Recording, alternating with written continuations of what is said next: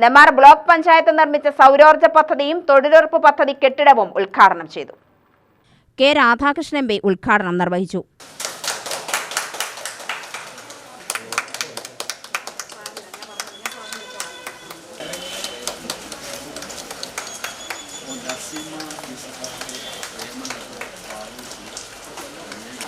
നമുക്ക് ജലവൈദ്യുത പദ്ധതി അതുപോലെയുള്ള സൗകര്യങ്ങളൊക്കെ ഉണ്ട്.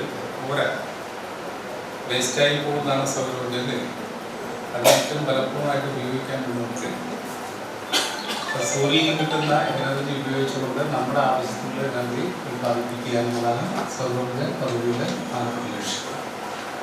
നിങ്ങളും ഇവിടെ വരുന്നത് ഈ സൗരോർജ്ജ പദ്ധതിയെക്കുറിച്ച് നിങ്ങൾ നല്ലപോലെ വിശേഷിച്ചു കൊടുക്കേണ്ടതാണ്. ഞാൻ നോക്കുമ്പോൾ ഇവിടെ ഇല്ല, നിങ്ങൾ വേറെ പോയി നിങ്ങളുടെ ബ്ലോക്കിലൊക്കെ ഉദ്ഘാടനം കൂടി മറ്റോടുകൂടി നിങ്ങളുടെ പണി കഴിഞ്ഞില്ല. ഇതിന് ഞാൻ പ്രസംഗങ്ങളോട് വിളിപ്പിച്ചതാണ്. അങ്ങനെയല്ല, നമ്മൾ നടപ്പിലാക്കുന്ന ഈ പദ്ധതി എത്ര കണ്ട് പ്രയോജനകരമാണ് എന്ന് വരുന്ന ആളുകളെ ബോധ്യപ്പെടുത്തുന്നത്. അപ്പോഴല്ലേ മറ്റ് പഞ്ചായത്തുകളോ മറ്റ് ഓഫീസുകളോ അല്ലെങ്കിൽ വീടുകളോ ഒക്കെ തന്നെ ഇവിടെയൊക്കെ തന്നെ സൗരോർജ്ജ പദ്ധതിയിൽ നടപ്പിലാക്കുക. ഇമ്പോർട്ടൻസ് എന്താണെന്ന് ജനവികാസം. നമുക്കത് ഇൻഡൻ ജനറേറ്റിംഗ് സംവിധാനമാണ് ഇതിൻ്റെ പ്രധാനം. ഞാൻ മനസ്സിലാക്കിയത് 18 കിലോ വാട്ട് വൈദ്യുതിയാണ് ഇവിടെ ഉൽപ്പാദിപ്പിക്കുന്നത് ഈ ബ്ലോക്ക് പഞ്ചായത്ത്. അതിൽ ഒരു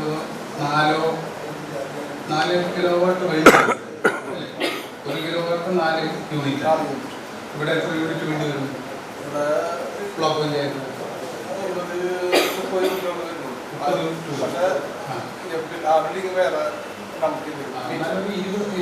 യൂണിറ്റ്. ബാക്കി വരുന്നത് നമ്മുടെ KCB ഫീൽഡിലേക്ക് കൊടുക്കാമല്ലോ. അതിന് സംവിധാനമൊക്കെയായോ?